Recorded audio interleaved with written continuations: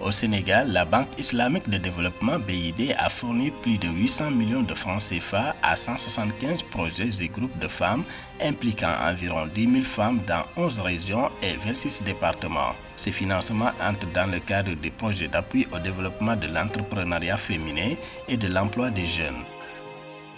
Au Cameroun, Afriland First Bank a déclaré un bénéfice net de 22 milliards de francs CFA en 2022, soit une augmentation absolue de 20,6% par rapport à l'exercice précédent, selon le rapport financier publié par la société le 25 mai 2023. Le groupe Kenya KCB a augmenté son bénéfice avant impôt au premier trimestre de cette année à 13,85 milliards de shillings, soit 101,47 millions de dollars, contre 14,3 milliards de shillings au cours de la même période de 2022 en raison de l'augmentation des provisions pour créances irrécouvrables.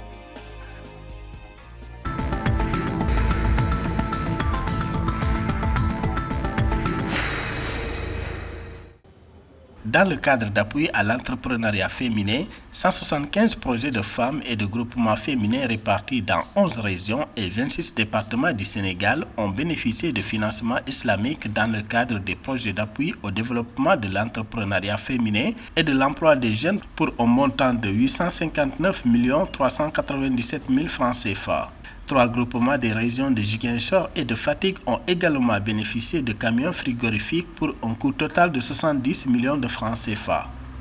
Il faut rappeler que les groupements de femmes au Sénégal s'activent dans la transformation des produits locaux. Ces femmes sont dans d'énormes difficultés de financement de leurs activités et s'autofinancent très généralement à travers des tontines. Malgré la présence de la microfinance, qui pour certains est devenue extrêmement difficile, avec des montants de financement qui ne sont généralement pas donnés à ces femmes-là, le gouvernement, conscient de ces enjeux, a déjà mis en place des structures comme la DER. Pour maintenir l'efficacité du projet, les représentants régionaux de la Banque islamique de développement ont appelé les porteurs de projets à mettre en place un mécanisme revolving afin que d'autres femmes puissent bénéficier des fonds. On peut espérer un assouplissement des conditions de financement avec l'implication de l'État qui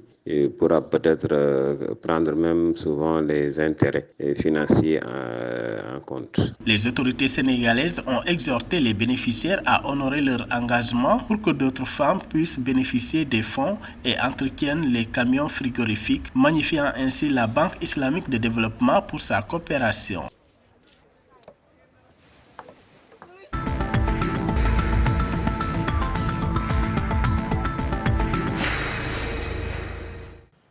Au Cameroun, Afriland First Bank a déclaré un bénéfice net de 22 milliards de francs CFA en 2022, soit une augmentation absolue de 20,6% par rapport à l'exercice précédent, selon le rapport financier publié par la société le 25 mai 2023. Le total des actifs de la période de référence était de 1 768 milliards de francs CFA, soit une augmentation de 18,3%.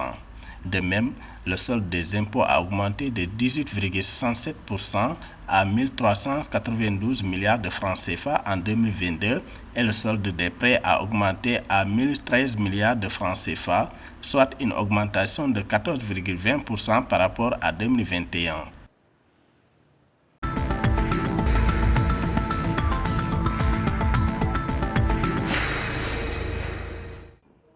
Le groupe Kenya KCB a augmenté son bénéfice avant impôt au premier trimestre de cette année à 13,85 milliards de shillings, soit 101,47 millions de dollars contre 13,3 milliards de shillings au cours de la même période de 2022 en raison de l'augmentation des provisions pour créances irrécouvrables. La banque qui exerce également des activités dans des pays africains a déclaré le 24 mai 2023 que ses réserves pour pertes sur prêt sont passées de 2,8 milliards de shillings à 4,12 milliards de shillings. L'augmentation des risques de crédit et l'impact de la dévaluation de la monnaie du Kenya ont conduit à une augmentation de 99% des provisions, une décision prudente dans le contexte d'un environnement commercial difficile qui a eu un impact significatif sur la qualité des actifs.